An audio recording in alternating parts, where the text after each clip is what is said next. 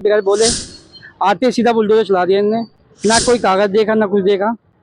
हमारे यहाँ के जो मंडी के हैं सहयोगी, वो कागज दिखाते दिखाते उनको अंदर भर लिए। तो टाइम नहीं दिया, 2 मिनट का भी टाइम नहीं दिया। नोटिस दिया गया था? नहीं नहीं, बिल्कुल भी नोटिस नहीं दिया गया। जय हिंद, मैं हूं प्रिंस शुक्ला और स्वागत है आपका क्राइम फ्री इंडिया न्यूज में। इस वक्त मैं दिल्ली के तुगलकाबाद क्षेत्र में खड़ा हूं और हालांकि आपको बता दूं कि 70 विधानसभा है टोटल दिल्ली में, और दिल्ली में जहां पे अवैध कब्जा किया गया है सरकार के द्वारा, वो 70 विधानसभा में अतिक्रमण की कार्रवाई जारी है। बुलडोजर धड़ाधड़ चलाया जा रहा है और ये बुलडोजर की कार्रवाई से सारे यहाँ के लोग हैं जो पहले से यानी 40 साल 50 साल से रह रहे हैं, वो परेशान है कि आखिर जब घर टूट जाएगा, बेघर हो जाएंगे तो जाएंगे कहाँ।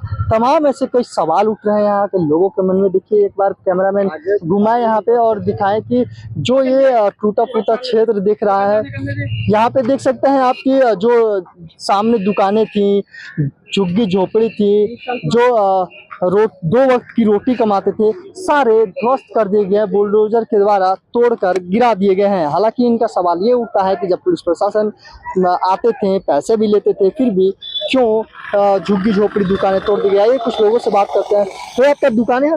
दुकान थी यहाँ। नाम क्या हुआ? दुकान है संतोष शाह नाम है।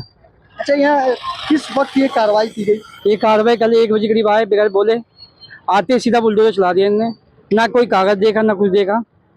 हमारे यहाँ के जो मंडी के हैं सहयोगी, वो कागज दिखाते दिखाते उनको अंदर भर लिए। भरने के बाद ये बुलडोजर चला दिए बिल्कुल।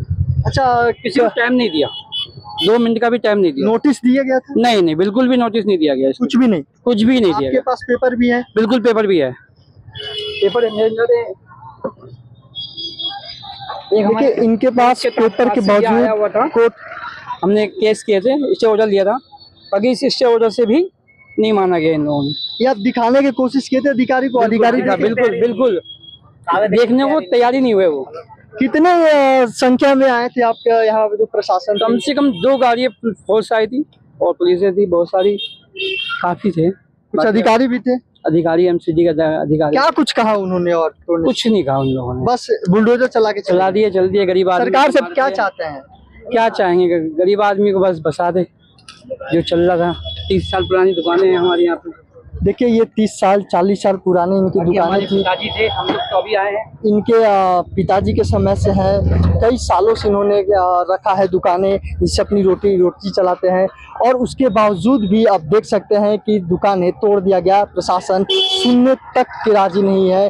अधिकारी आए थे, कई प्रोटेक्शन मिला था इनको, अधिकारी को 2 जीप फोर्सेस भी आई थी।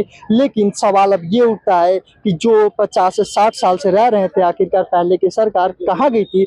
यही वो अधिकारी हैं जो पहले की थे, जो इन्हीं को, वही अधिकारी इन्हें परमिशन दिए थे लगाने का, और प्रतिदिन आते थे इनके पास, मिलने आते थे अधिकारी, हालांकि चेक करने आते थे। तब ये कार्रवाई क्यों नहीं हुआ? और जब ये बीजेपी की सरकार आई तब ये कार्रवाई क्यों किया गया इन पे? और बात ये भी इनका कहना है कि हालांकि जो सामने रोड पे है, जो दुकानें हैं, झुग्गियां हैं, उनको तो तोड़ दिया गया, लेकिन क्या ये जो बड़े बड़े इमारतें दिख रहे हैं, बिल्डिंगें दिख रहे हैं आपको, जो लोग रह रहे हैं, क्या इनकी पहुंच अधिकारी तक है? हालांकि बुलडोजर जब यहाँ तक पहुंच सकती है तो बुलडोजर वहां तक भी पहुंच सकती थी, लेकिन हालांकि देख सकते हैं कि ये बुलडोजर केवल यहीं तक सीमित रह गई। ये बड़ी बड़ी जो मकानें हैं, बिल्डिंगें हैं, उन तक बुलडोजर नहीं पहुँच पाई। इससे तमाम कई सवाल मन में उठते हैं और सरकार प्रशासन सब पे सवाल खड़े होते हैं कि क्यों ये बुलडोजर वहां तक नहीं पहुंची। क्या इन एमसीडी की, प्रशासन की, सरकार की इनसे मिली भगत है, या उनकी पहुंच है, या उनकी सेटिंग है कि वहां तक नहीं पहुंच पाए बुलडोजर? और जो गरीब लोग थे, जो झुपड़ी झुग्गी थी,